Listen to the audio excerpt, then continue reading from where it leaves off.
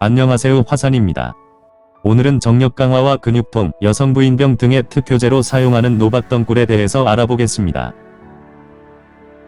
노박덩굴은 살충제나 뱀독에 응용될 정도로 식물 전초에는 독성물질이 함유되어 있으니 꼭 필요해서 사용하실 분들은 끝까지 시청을 하시고 주의 깊게 사용을 하셔야 합니다.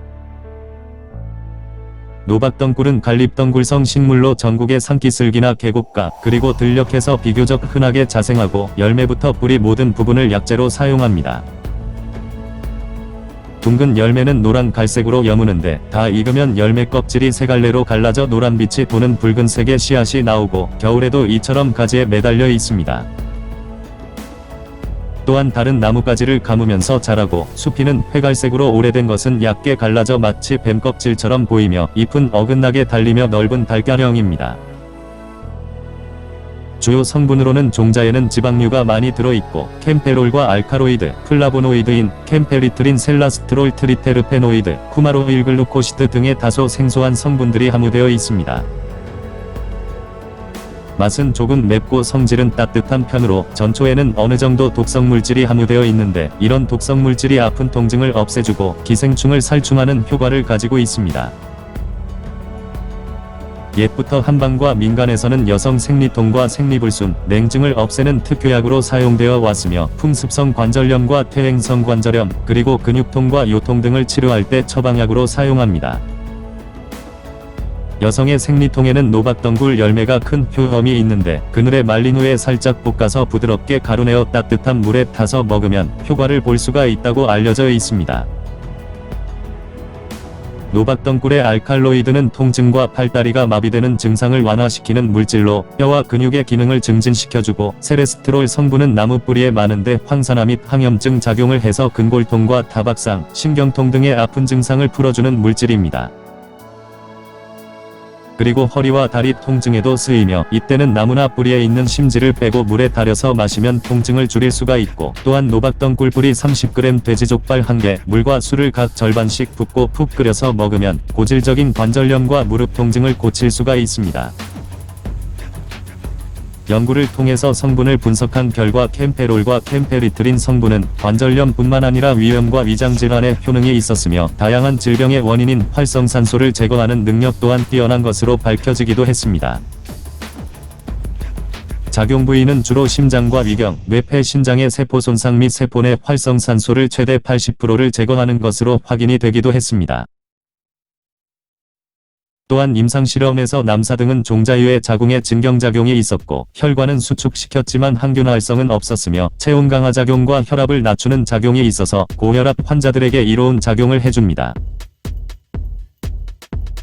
다른 실험에서도 고양이의 혈압 강화 작용과 진정 및 정신 안정 작용, 그리고 인뇨 작용이 있었으며 적출한 장관에서는 경련 억제 작용이 있었습니다.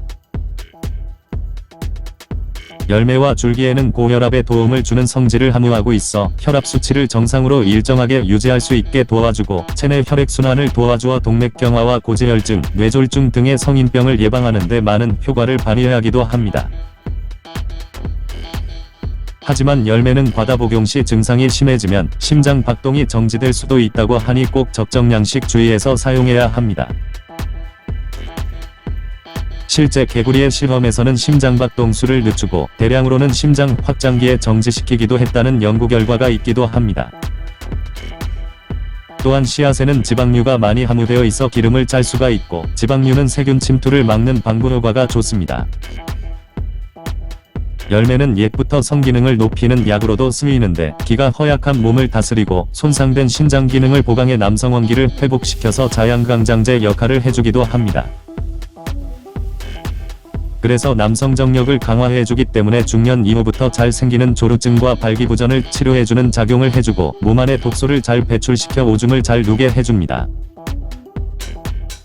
그리고 성불감증과 호르몬 분비 저하, 체지방 감소를 통한 비만 예방과 피부 개선 효과, 그리고 노화 방지 등의 효능을 가지고 있습니다. 특히 양리 실험에서 열매에는 트리테르페노이드계 사포닌이 함유되어 있는데 이 성분은 남성 스태미나를 극대화시켜 주는 성분으로 활동지수를 늘려주며 육체적인 힘을 기르게 합니다. 그 밖에 플라보노이드인과 캠페롤도 정력을 강화시키는 작용을 하거나 도움을 주는 성분들입니다.